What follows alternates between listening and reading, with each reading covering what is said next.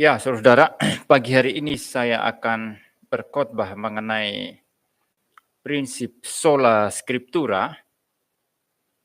Dan prinsip sola scriptura ini, saudara, sering banyak disalahpahami, bahkan oleh orang-orang Kristen sendiri, yang juga sebetulnya percaya sola scriptura, ya saudara.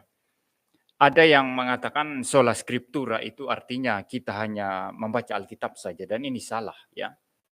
Jadi Anda tidak perlu membaca yang lain, cukup membaca Alkitab saja, dan Alkitab bisa mengarahkan kita, memimpin kita untuk segala hal. Ya, itu benar ya, tetapi itu tidak berarti bahwa kita hanya membaca Alkitab saja.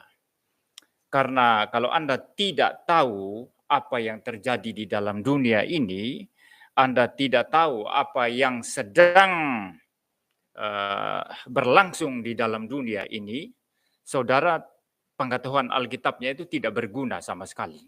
Karena pengetahuan Alkitab kita itu berguna pada satu konteks, ada konteksnya. Jadi Anda mempunyai pengetahuan Alkitab, Anda mempunyai pemahaman tentang doktrin-doktrin, lalu kemudian Anda tidak tahu konteks apa, konteks di mana Anda hidup, maka pengetahuan Alkitabnya itu tidak berguna sama sekali. Kalau saya berkhotbah sekarang satu pengetahuan Alkitab yang tidak cocok dengan konteks di sini, ya, saya menyampaikan satu hal yang sebetulnya saudara pun sudah tahu, saudara pun bahkan sudah lakukan itu, maka itu menjadi sesuatu yang sepertinya tidak berguna. Ya, atau saya berkhotbah tentang sesuatu yang saudara sama sekali tidak ada bayangan untuk itu. Ya, tidak ada sesuatu pikiran untuk ke situ, maka itu juga menjadi sia-sia. Maka pengetahuan Alkitab kita itu bersentuhan dengan konteks, itu baru beres ya, bersentuhan dengan konteks. Dan untuk bersentuhan dengan konteks, saudara, maka Alkitab atau firman Allah yang tertulis di dalam Alkitab itu perlu untuk dibaca dengan melihat hal-hal yang lainnya. Saudara, kalau berbicara kepada orang yang bisnis, saudara harus memahami dunianya orang bisnis, baru firman Tuhan yang saudara beritakan itu mengena kepada orang yang berbisnis. Ya. Anda datang kepada orang yang berbisnis, yang memerlukan tuntunan firman Allah, ya, bagaimana Alkitab membimbing atau memimpin kehidupan bisnisnya, lalu saudara datang kepada dia berbicara tentang pendidikan anak. Itu tidak cocok. Ya, saudara bicara pendidikan anak sesuai dengan prinsip-prinsip Alkitab, itu benar. Bahkan saudara berkata, ini saya sola scriptura. Tetapi kalau itu tidak cocok dengan konteks di mana saudara berbicara, maka itu menjadi tidak berguna. Ya, dia tidak sedang membutuhkan bagaimana cara mendidik anak di situ. Dia bertanya bagaimana bisnis saya ini, Pak. Saya ada problem ini, lalu menurut Alkitab itu bagaimana? Lalu saudara berkata, hendaklah engkau mendidik anakmu dari kecil. Beri dia rotan, itu kata Alkitab, beri rotan kepada anakmu. Ini orang yang sedang bertanya mengenai bisnisnya tadi menjadi heran, ini pendeta gila apa tidak, betul ya? Jadi firman Allah itu selalu dibawa ke konteks, itu baru berguna. Kalau tidak dibawa ke konteks yang tepat, maka dia menjadi sia-sia, ya, menjadi sia-sia. Maka itu berarti Anda belajar Alkitab, Anda belajar doktrin-doktrin yang diajarkan Alkitab, Anda memahami Alkitab, dan juga Anda harus memahami konteks. Kalau untuk memahami konteks, maka Anda harus membaca banyak hal. Seorang pendeta paling tidak tahu prinsip-prinsip berbisnis, paling tidak seperti yang diajarkan Alkitab. Dan dia paling tahu, paling tidak paham apa yang sedang berjalan sekarang ini. Seorang pendeta juga yang sedang berkhotbah harus paham dunia kita ini eranya dunia apa, filsafat yang berkembang apa, lalu yang sedang tren sekarang apa. Di situ nanti baru khotbahnya itu bisa cocok ya dengan konteks yang ada, saudara. Jadi kalau dengan demikian, apakah kita hanya membaca Alkitab saja? Tidak, Anda harus membaca segala hal. Itu sebabnya Karl Barth mengatakan ya, seorang Kristen itu membaca dua hal, atau paling tidak orang yang seorang pendeta atau orang Kristen membaca dua hal. Pertama, dia harus baca Alkitab, kedua dia harus baca koran. Ya, kenapa baca koran? Supaya Anda tahu dunia di mana Anda tinggal sekarang ini, apa yang sedang terjadi. Anda tahu konteks Anda apa. Sehingga nanti kebenaran firman Allah yang kita sampaikan itu mendarat di konteks dengan benar ya. Tapi kalau berarti ini teologinya banyak yang kacau, saudara ya. Tapi saya hanya kutip pendapatnya ini yang saya pikir ini benar ya. Kita tidak menerima semua teologinya yang kacau-kacau itu. Jadi saudara perlu belajar banyak hal. Jadi apa artinya sola scriptura? Sola scriptura itu tidak berarti Anda hanya baca Alkitab saja. Cukup. Ya, tidak perlu yang lain. Maka ada orang yang saya pikir pernyataan sangat bodoh ya, mengatakan tidak perlu belajar ilmu-ilmu yang lain. Anda tidak perlu belajar filsafat, Anda tidak perlu belajar ilmu apapun. Cukup Alkitab saja. Maka nanti khotbahnya itu tidak mendarat ke konteks ini, bahaya sekali. Sangat-sangat berbahaya, saudara. Jadi kita membaca Alkitab, kita membaca segala sesuatu. Membaca Alkitab, membaca konteks kita. Ya. Jadi apa maksudnya sola scriptura kalau seperti itu? Maksud daripada sola scriptura itu adalah Alkitablah yang memimpin. Alkitablah yang menghakimi segala sesuatu. Alkitablah otoritas yang mutlak yang memimpin segala sesuatu. Anda mau bicara tentang apa? Alkitab yang memimpin. Alkitab yang berotoritas mutlak. Itu maksudnya. Jadi kalau saudara mau belajar filsafat, saudara harus teliti filsafat yang saudara pelajari itu dari terang Alkitab, firman Allah. Jelas ya, jadi sola scriptura bukan artinya Anda hanya baca Alkitab.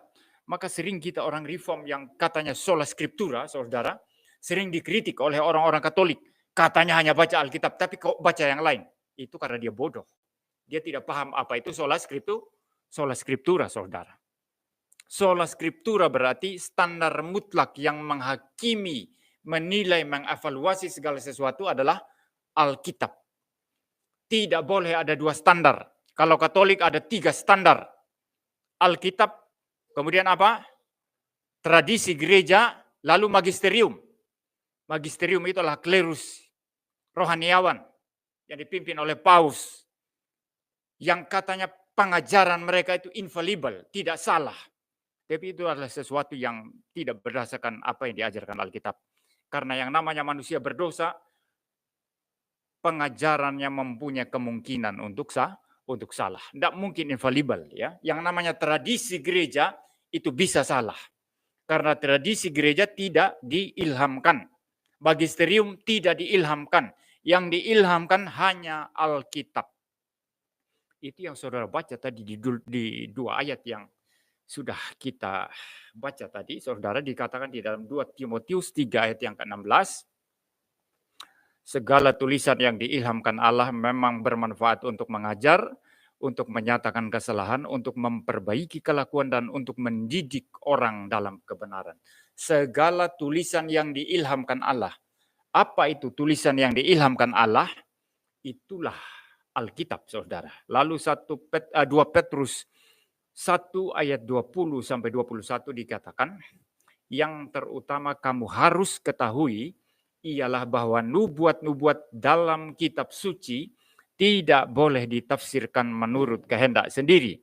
Sebab tidak pernah nubuat dihasilkan oleh kehendak manusia, tetapi oleh dorongan Roh Kudus orang-orang berbicara atas nama Allah. Oleh dorongan Roh Kudus orang-orang berbicara atas nama Allah. Jadi diilhamkan oleh Roh Kudus. Tapi perkataan pendeta tidak diilhamkan. Bahkan saya khotbah di sini, perkataan saya ketika menjelaskan firman Tuhan ini tidak diilhamkan. Maka khotbah saya bisa salah. Pengajaran orang Kristen bisa salah. Pengajaran Paus bisa salah. Karena pengajaran Paus tidak diilhamkan. Yang diilhamkan hanya apa yang tertulis dalam Alkitab. Dan buktinya ada 2 ayat ini mengatakan segala tulisan yang diilhamkan Allah.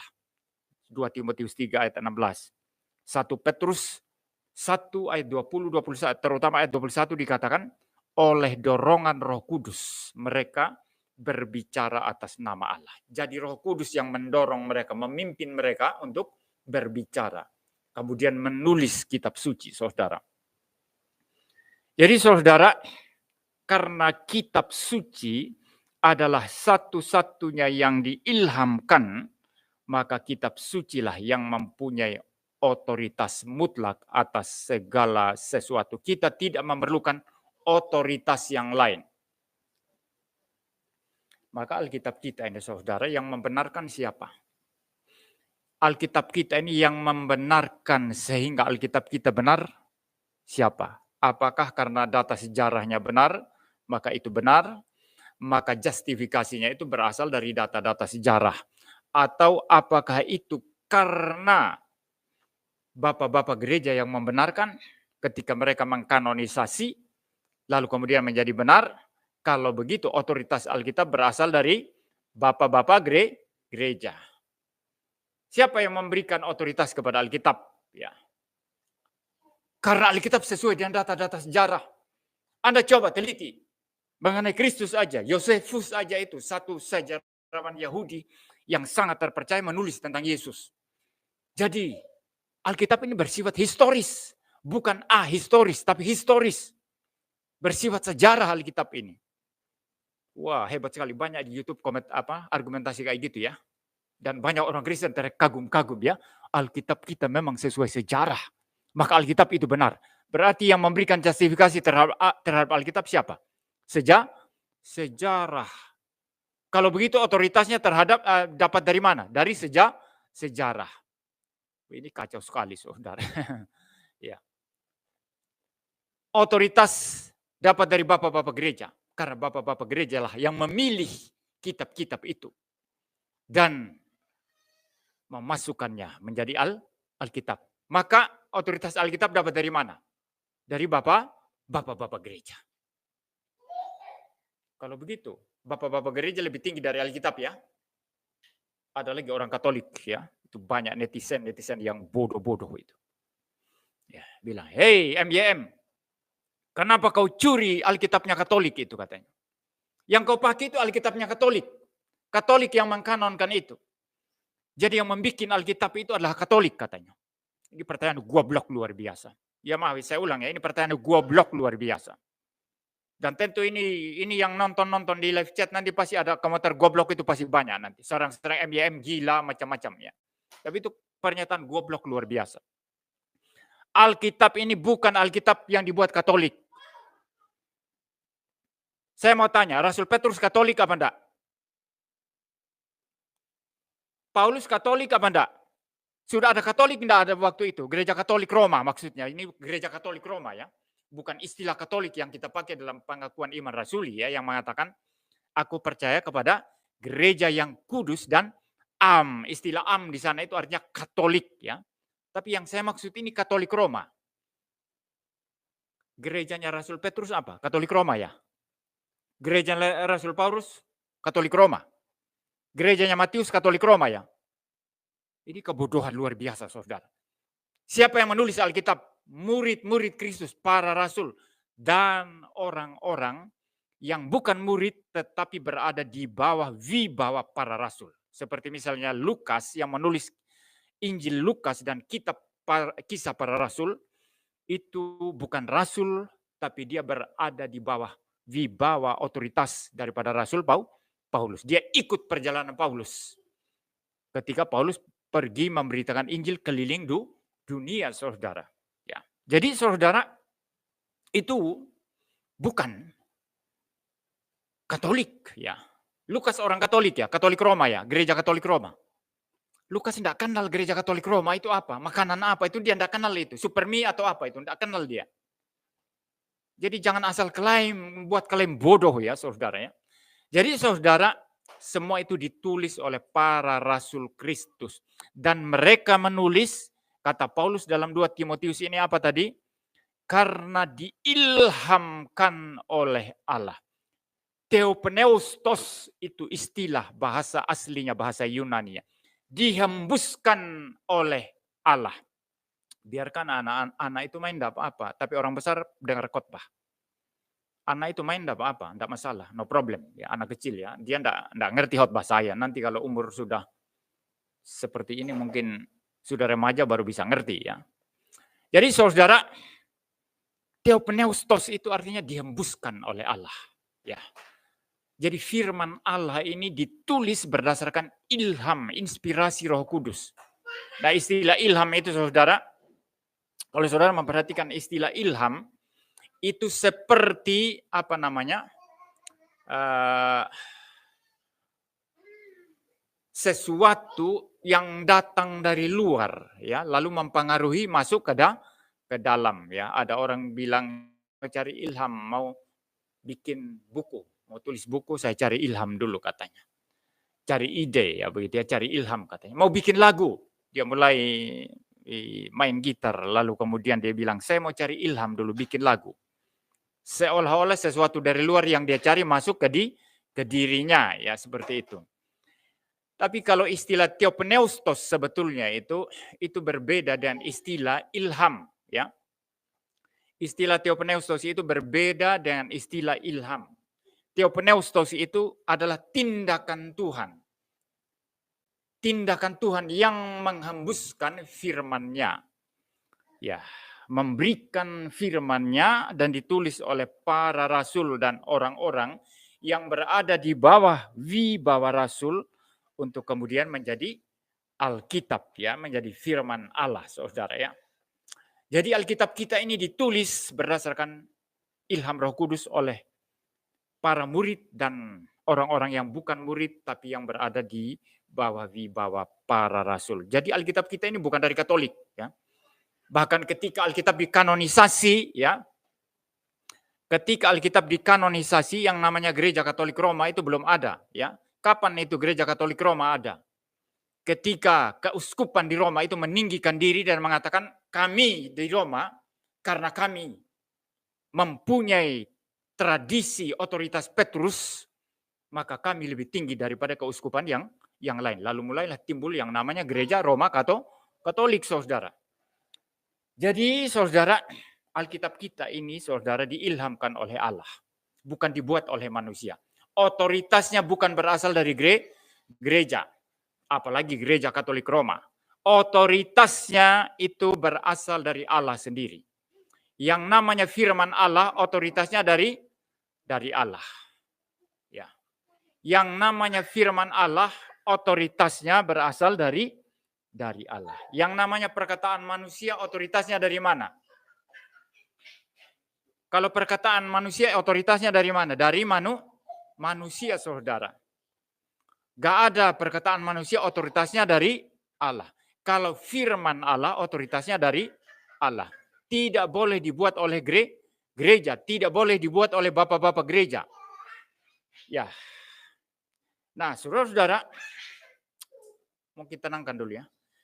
Ya, saudara-saudara, karena kita percaya bahwa Alkitab ini otoritasnya dari Allah sendiri, otoritasnya berasal dari atas, maka yang mempunyai otoritas dari atas, yang diilhamkan itu, hanya itu yang boleh jadi standar. Maka sola scriptura artinya apa? Standar mutlak untuk menilai, menghakimi segala sesuatu, untuk menilai imanmu benar atau tidak, untuk menilai doktrin atau teologi yang kau percaya benar atau tidak, untuk menilai kelakuan atau etikamu itu benar atau tidak. Hanya Alkitab, tidak memerlukan tradisi gereja, tidak memerlukan magisterium. Itu maksudnya. Karena kalau magisterium juga mempunyai otoritas sama dengan Alkitab, itu bahaya besar. Ya. Bagaimana mungkin magisterium yang tidak diilhamkan Allah mempunyai otoritas yang sama dengan Alkitab yang diilhamkan Allah? Jadi Alkitab sola scriptura berarti hanya Alkitab yang mempunyai otoritas yang mutlak. Ya. Lalu kemudian saudara, Alkitab yang diilhamkan, yang mempunyai otoritas yang mutlak ini saudara, itu haruslah Alkitab yang juga tanpa salah. Kalau masih bisa salah, maka tidak mungkin bersifat berotoritas mutlak. Ya, itu sebabnya manusia bisa salah, gereja bisa salah, tradisi gereja bisa salah, paus bisa salah, magisterium bisa salah. Maka mereka tidak mungkin menjadi otoritas mutlak.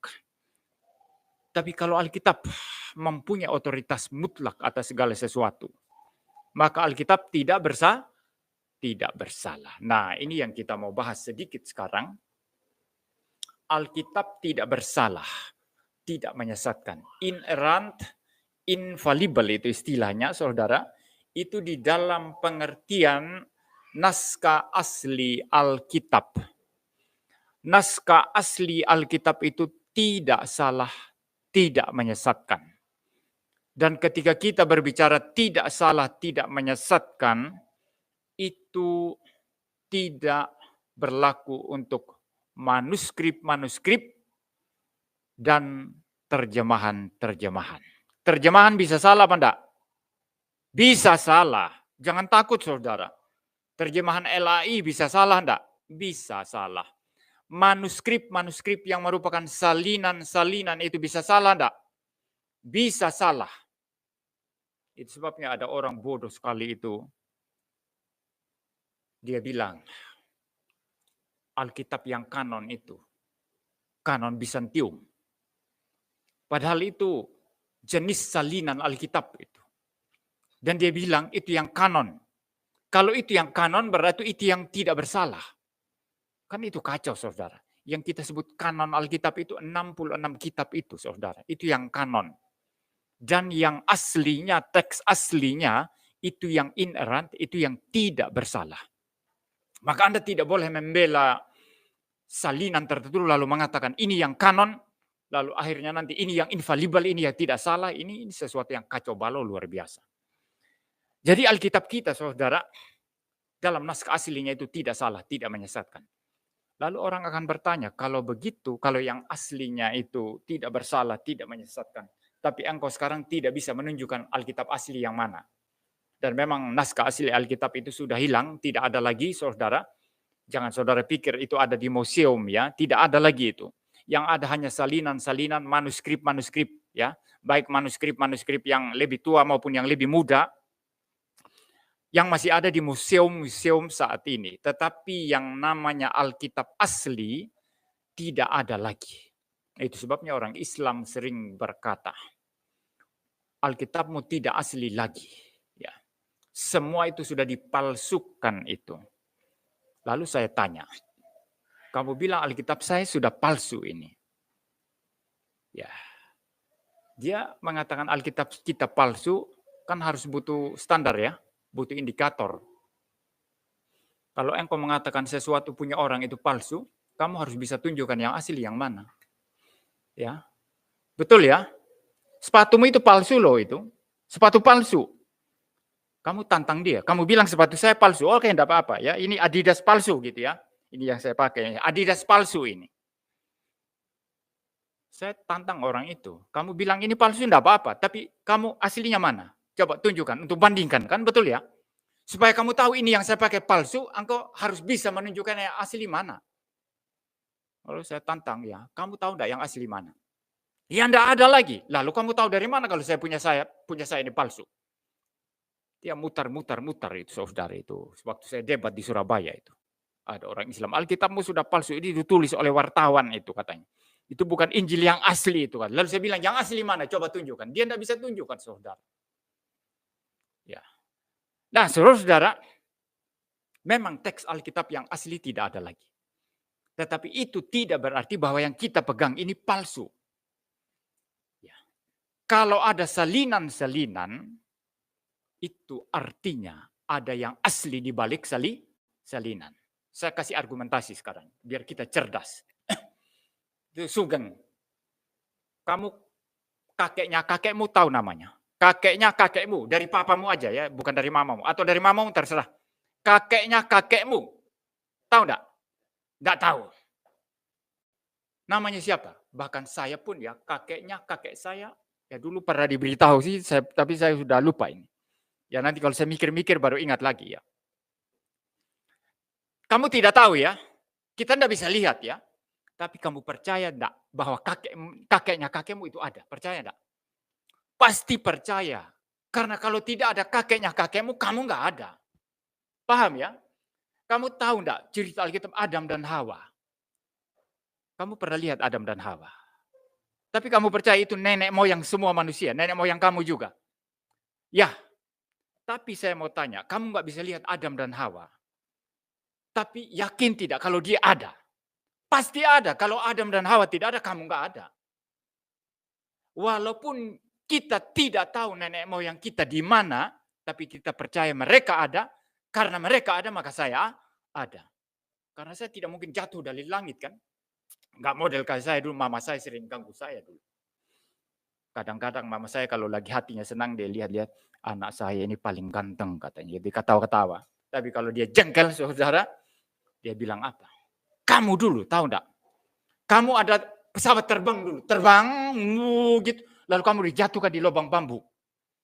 Lalu papa sama mama ambil kamu ngoek-ngoek dari lubang bambu. Jadi kamu bukan anak papa mama kamu itu katanya. Enggak ada, itu cuman hanya menipu anak itu saudara. Kita semua punya orang tua, lahir dari orang tua kita masing-masing. Orang tua kita lahir dari orang tuanya lagi lahir dari orang tuanya lagi. Sampai kepada Adam dan Hawa. Sampai kepada penciptaan Tuhan. Jadi kalau Alkitab yang asli, naskah aslinya sudah hilang, itu tidak berarti Alkitab yang kita pegang ini maupun salinan-salinan itu berarti palsu. Kita yakin pasti yang asli ada. Satu ilustrasi lagi, itu Cornelius Van Til, seorang apologet reform Amerika, dia berkata begini, kalau Anda menyetir ya menyetir mobil atau motor lah gitu ya, di jembatan, dan jembatan itu baru turun hujan deras, sehingga dasar jembatan itu tidak kelihatan, ditutupi oleh air. Katakanlah ditutupi oleh air mungkin 1/4 meter begitu ya. Waktu orang menyetir di bawah jembatan itu, dia lihat tidak dasar jembatan? Tidak lihat. Karena ditutupi air. Tapi kenapa dia tetap menyetir? Karena dia yakin walaupun tidak kelihatan, tapi ada dasar yang solid di bawah air. Betul tidak? Sama aja kita juga Alkitab ini, kita yakin. Kenapa Alkitab yang kita pegang ini ada? Walaupun naskah asli tidak ada. Kita yakin naskah aslinya ada. Jelas ya saudara ya? Jadi sekali lagi, yang tidak bersalah, tidak menyesatkan itu adalah yang naskah aslinya. Tapi terjemahan atau salinan ada keliru-keliru. Itu sebabnya kalau saudara melihat ada salah-salah terjemahan itu wajar. Tetapi dari keseluruhan, baik manuskrip maupun daripada terjemahan-terjemahan yang ada, secara doktrin itu tetap bisa dipercaya, layak disandari. Kecuali Alkitab yang memang sengaja diterjemahkan untuk menyelewengkan iman Kristen. Seperti Alkitabnya saksi-saksi Yehova. Bayangkan, jelas sekali dalam bahasa asli itu ya. Pada mulanya adalah firman. Firman itu bersama-sama dengan Allah. Dan firman itu adalah Allah. Itu dalam Yohanes pasal 1 ayat 1. Bahasa aslinya jelas seperti itu saudara. NRK and hologos ya. Jelas sekali itu. Tapi saksi-saksi Yehova itu merubah itu dan mengatakan, pada mulanya adalah pada mulanya adalah kalam. Ya. Kalam itu bersama-sama dengan Allah. Kalam enggak apa-apa, kalam itu artinya firman, sama aja ya. Kalam firman sama aja. Lalu kemudian dilanjutkan, kalam itu adalah suatu Allah. Bayangkan dia tambahkan kata suatu Allah untuk menunjukkan bahwa menurut ajaran mereka Yesus itu adalah ciptaan mula-mula Allah Bapa. Memang Yesus Allah tapi Allah lebih rendah. Ini ajaran sesat saudara. Ajaran saksi-saksi Yehova itu ajaran sesat. Ya. Nah, kalau ada kitab yang secara doktrinal menyeleweng seperti itu terjemahannya, itu pasti Alkitab yang kacau. Alkitab yang menyesatkan. Tetapi semua terjemahan Alkitab yang bertanggung jawab, mungkin ada selisih-selisihnya, mungkin ada salah dalam hal-hal yang tidak penting. Tapi untuk hal yang substansial, apa yang disampaikan oleh King James Version atau NIV atau LAI kita ini, saudara, itu tidak berbeda. Yang substansial. Tapi orang-orang Islam yang suka menyerang Alkitabmu sudah palsu, Alkitabmu sudah tambal sulam, dia suka menyerang hal-hal yang tidak esensial. Ya silahkan aja, saudara ya. Bahkan kalau kita bicara kitab mereka, kalau kita punya kesempatan sebetulnya, kita juga bisa menantang kan, di mana yang asli? Nggak, teks aslinya mana? Kan nggak ada juga. Sama aja, sami mawon, saudara. Maka daripada meributkan agama lain, lebih baik mereka urus agama mereka sendiri. Kita urus agama kita sendiri. Maka kalau ada orang Kristen suka sibuk urus Islam, urus Al-Quran, urus nabinya orang Islam, ini orang Kristen tidak beres itu. Ya, itu ciri khas orang Kristen tidak beres imannya. Yang dibahas cuma apa? Islam. Yang dibahas cuma Quran. Yang dibahas cuma Allahnya orang Islam, nabinya orang Islam. Ini orang Kristen tidak beres. Kalau dia orang Kristen beres, lebih banyak bahas Alkitab, lebih banyak bahas Tuhan Yesus, lebih banyak bahas firman Allah yang ada dalam Alkitab. Lebih banyak memberitakan Injil. Sama juga itu, Dautoni itu. Tiap kali khotbah itu hanya bicara perdukunan, bicara roh-roh jahat, bicara bagaimana dia secara rohani berkelahi dan Sai Baba dari India. Dan katanya menang. Dia bisa lebih hebat dari Sai Baba, saudara. Dia bicara dukun terus, perdukunan, setan terus. Kalau bicara setan terus, saudara, itu hamba setan, bukan hamba Tuhan. Kalau hamba Tuhan itu bicara firman Allah terus. Ya demikian juga. Katanya orang sudah keluar dari Islam, masuk Kristen. Tapi yang dibahas Islam terus. Dia masih cinta sama Islam. Bahas Islam terus. Ini orang Kristen tidak beres, saudara.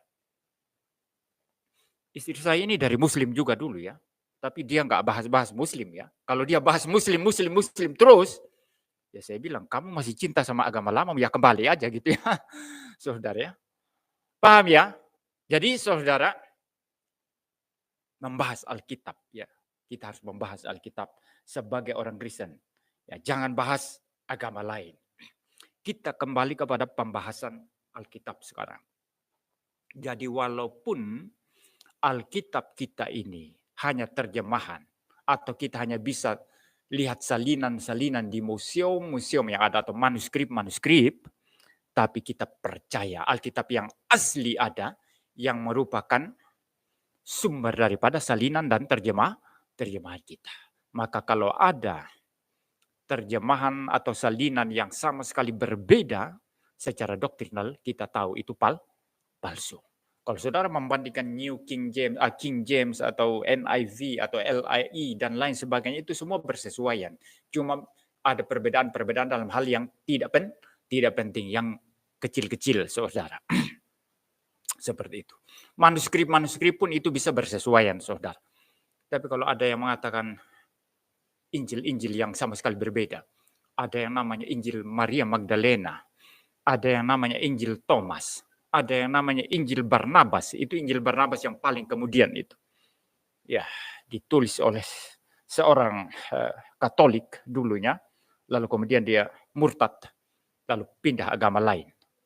Lalu mulai menulis Injil Barnabas. Seolah-olah itu ditulis oleh Barnabas, rekan Paulus. Padahal tidak, saudara. Nah, kalau itu isinya pasti sama sekali berbeda. Bayangkan di dalam Injil yang palsu, saudara, ada cerita tentang Tuhan Yesus. Suatu saat Tuhan Yesus minta murid-muridnya bawa batu. Maka murid-murid mulai memikul batu. Aneh ya, untuk apa Tuhan Yesus perintahkan bawa batu ya? Tuhan Yesus yang segitu mulia memerintahkan perkara yang nggak penting. Kecuali kalau Tuhan Yesus mau suruh bangun rumah ya. Suruh murid-murid pikul batu ya. Suruh perintahkan bawa batu. Nah, murid-murid bawa batu. Di antara semua murid itu yang paling malas katanya Petrus. Petrus hanya ambil kerikil kecil saja. Karena dia malas bawa. Yang lain ya ambillah batu-batu lumayan besar ya bawa. Lalu sampai di suatu tempat katanya, Tuhan Yesus berkata, mari kita istirahat. Sekarang buka batu-batu yang kalian bawa itu. Begitu mereka buka batu yang mereka bawa, berubah jadi roti. Yang bawa batu besar dia makan kenyang. Petrus bawa batu kecil sekali. Dia menyesal setengah mati. Dia menggerutu. Coba saya tahu tadi saya bawa batu besar katanya. Nah suatu saat Tuhan Yesus ajak lagi ke satu tempat. Kali ini Tuhan Yesus tidak bilang apa-apa. Dia tidak bilang bawa batu atau bawa apa. Tapi Petrus yang mengira. Oh nanti pasti suruh buka bawaan lagi nanti. Daripada saya kali ini kelewatan, lebih baik saya bawa batu katanya. Dia bawa batu besar, dia pikul batu besar itu. Sampai di suatu tempat Tuhan Yesus berkata, mari kita beristirahat. Petrus mulai nunggu Tuhan Yesus bicara. Sekarang Tuhan Yesus enggak bilang-bilang, keluarkan batu yang kamu bawa. Akhirnya dia menggerutu, menyesal lagi. Kurang ajar, saya pikul batu besar-besar ini tidak ada guna katanya. Saudara, cerita-cerita semacam ini cocok enggak dengan Injil yang asli? Ini kan cerita dongeng ya saudara ya. Cerita dongeng ya, itu dongeng itu.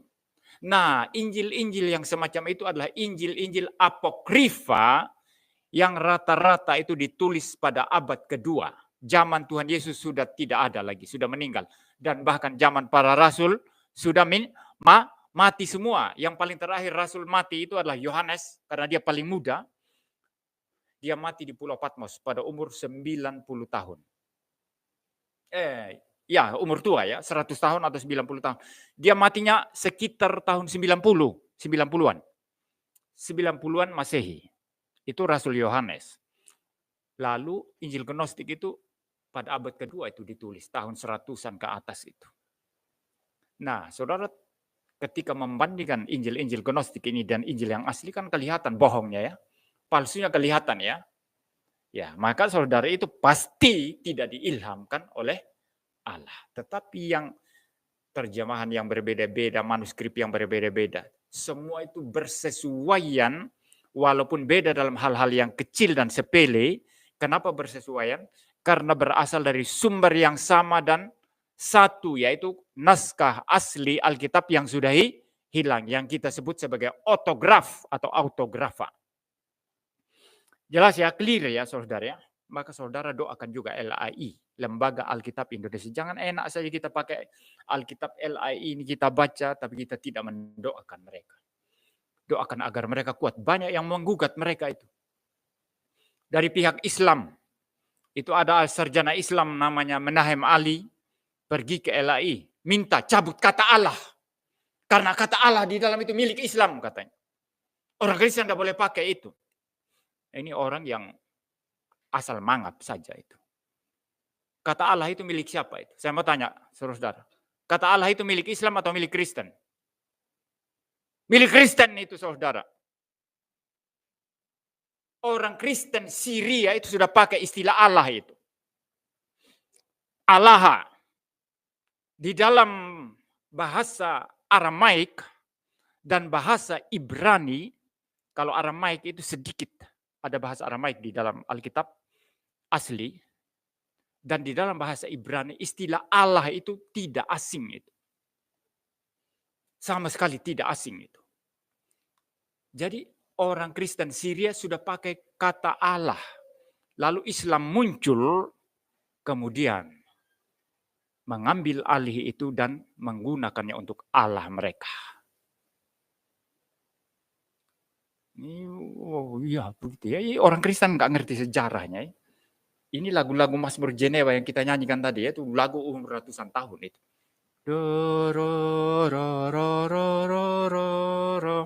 Ditulis pada zaman Calvin di Jenewa itu. Tapi orang Kristen sekarang sudah lupa semua itu lalu nyanyi yang ini. Wah, Yesus gitu ya. Nanti kalau agama lain mulai nyanyi him-him, lalu mereka mulai klaim yang nyanyi him agama kami. Kamu kan nyanyi lompat-lompat itu. Tahu ya nyanyi lompat-lompat itu buk-bak ya lompat-lompat. Nggak tahu gereja atau diskotik itu. Lalu orang Kristen sudah bodoh semua, nggak ngerti sejarah. Oh ya betul ya, him itu bukan kita loh. Kalau kita kan joget-joget. Kebodohan saudara. Istilah Allah itu sudah dipakai orang Kristen itu. Lalu ketika Islam muncul, Lalu mereka menggunakan itu. Jelas ya? Jilbab itu siapa yang pakai lebih dahulu? Kerudung. Paulus di dalam kitab Korintus mengatakan, kamu perempuan pakai kerudung. Orang Kristen di Korintus sudah pakai kerudung. Saudara lihat kenapa orang Katolik Roma, susternya itu pakai jilbab semua, pakai kerudung semua. Kenapa? Karena itu tradisi Kristen dari dulu. Sebelum Islam ada, itu sudah orang Kristen sudah pakai jilbab. Tapi kalau ada yang klaim sekarang, kamu Kristen kenapa pakai jilbab? Kamu bukan Islam, saya lapor dengan kamu. Ini tidak mengerti sejarah, saudara. Itu kubah masjid itu, yang bundar itu. Kristen sudah lebih dahulu pakai kubah itu. Gereja itu pakai kubah. Yang sudah jadi masjid sekarang itu yang namanya Hagia Sophia atau Hagia Sophia di Istanbul itu gereja dulunya itu. Lalu kemudian ketika Islam menaklukkan itu, maka gereja itu direbut lalu diubah jadi masjid. Tapi gereja itu sudah berkubah itu. Jadi saudara, tidak ada yang kita curi saudara. Tidak ada yang kita curi. Nah sekarang kalau saya suruh istri saya pakai jilbab, orang bisa protes saya. Tapi saya memberikan pembelaan. Saya lebih punya hak pakai itu. Karena dalam kitab Korintus, Rasul Paulus memerintahkan pakai jilbab. Paham ya? Tapi kenapa kita tidak pakai jilbab? Karena itu bukan keharusan situasional itu. Di Korintus dulu itu ada banyak itu orang-orang wanita nakal itu. Dan wanita-wanita nakal itu dilepas rambutnya. Maka Paulus bilang, kamu harus pakai jilbab. Karena anak-anak Tuhan itu harus lebih sopan dari orang-orang dunia ini. Itu maksudnya. Tapi konteks kita sekarang itu tidak berlaku. Jadi Anda boleh pakai jilbab, boleh nggak pakai jilbab ya. Tapi untuk menjaga, supaya jangan orang salah paham, ya tidak usah pakai jilbab. Ya. Jadi Menahem Ali itu saya tantang itu. Dia pergi protes di LAI. Hapus kata Allah katanya. Enak aja. Itu milik Kristen itu. Kau suruh hapus. Nah orang-orang LAI bukan tidak ahli. Mereka tahu persis sejarah, riwayat penggunaan istilah Allah itu mereka tahu. Di Malaysia ini yang kalah Kristennya. Disuruh hapus. Akhirnya dari Alkitab Malaysia itu dihapus kata Allah. Saudara. Padahal punya kita itu saudara istilah Allah itu. Orang Kristen sudah pakai itu sebelum Islam pakai. Jadi saudara, Menahem Ali ini saya tantang, ayo debat. Kau bilang orang Kristen tidak boleh pakai kata Allah. Sampai sekarang dia tidak berani terima tantangan debat saya. Karena dia tidak punya sumber yang sah untuk bisa membantah saya. Saya sudah persiapkan di e-book laptop saya ini begitu banyak itu tulisan akademik ilmiah itu yang membahas mengenai asal-usul kata Allah itu. Bahkan dari kata Ibrani, Aramaik itu sudah ada itu. Ya. Jadi saudara, tidak ada yang kita curi ya saudara. Jadi kita harus dukung LAI saudara. Digugat oleh orang-orang seperti Menahem Ali. Lalu ada lagi golongan Yahweism itu pergi menggugat. Di pengadilan kan saudara. Lalu kemudian juga orang-orang lain mulai bikin Alkitab versi sendiri. Lalu mempersalahkan LAI tidak kanon katanya. Itu seperti yang namanya Yonatan Purnomo. Itu dia tidak tahu dia keluar dari hutan mana itu. Tiba-tiba mau membuat Alkitab sendiri. Kita lihat nanti Alkitabnya laku apa enggak. Ya. Dia buat Alkitab sendiri. Yang katanya dari sumbernya itu harus dari naskah atau teks Bizantium. Karena teks Bizantium itu yang kanonik katanya.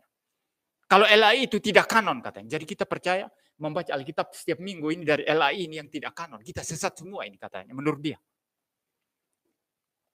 Maka kita perlu dukung LAI. Digugat dari mana-mana. Dari ajaran sesat dalam Kristen. Dari pihak Islam digugat dari mana-mana. Tapi mereka adalah ahli-ahli saudara dan tidak bisa sembarangan itu digugat.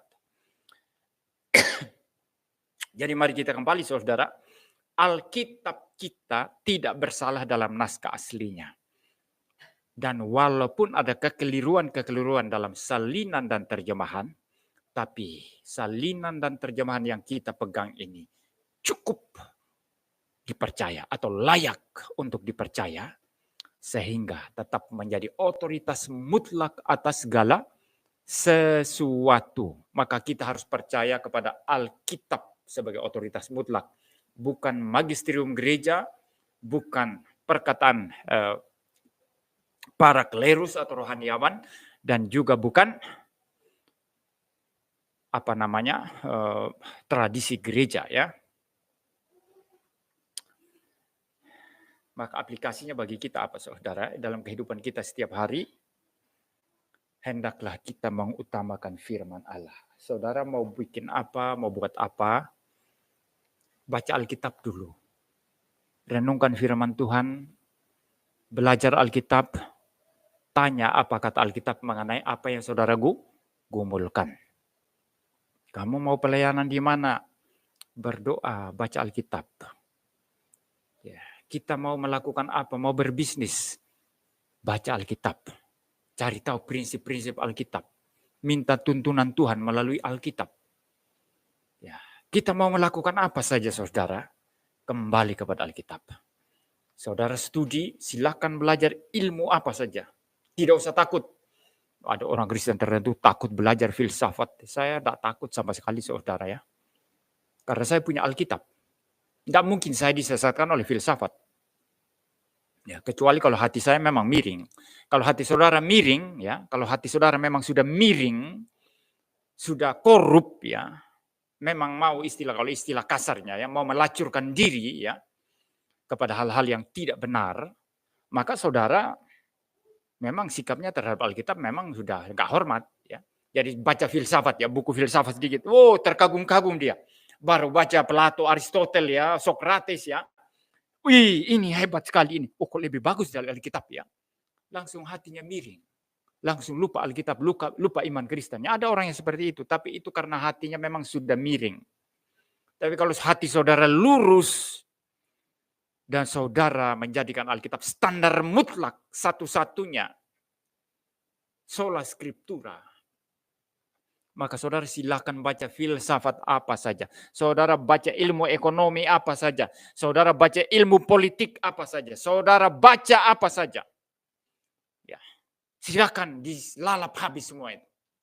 Baca buku banyak-banyak. Tapi pada saat yang sama, karena saudara punya Alkitab, Alkitab itu yang menilai mana yang benar, mana yang salah. Menghakimi segala sesuatu. Nah, ini menjadikan kita cerdas. Menjadikan kita bijaksana. Mau mengatur rumah tangga, Alkitab, ya.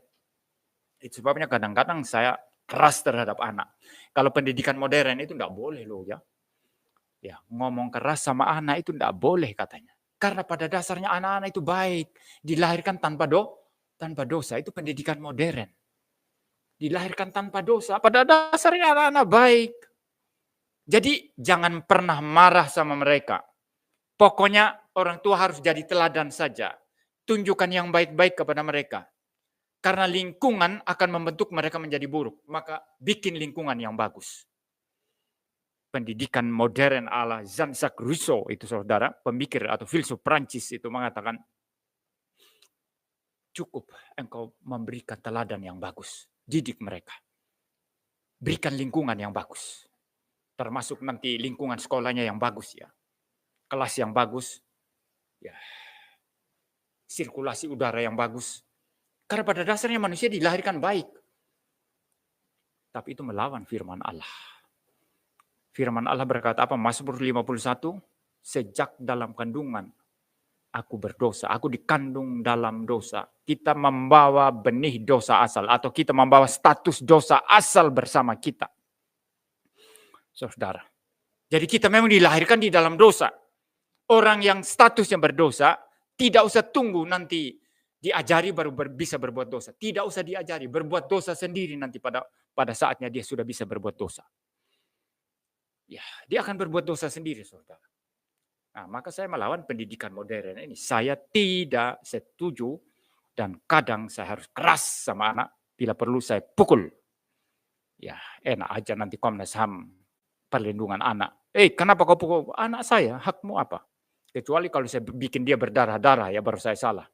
Tapi kalau saya kerasin dia, pukul pantatnya sedikit. Supaya dia sadar itu salah. Ya enggak apa-apa, saudara.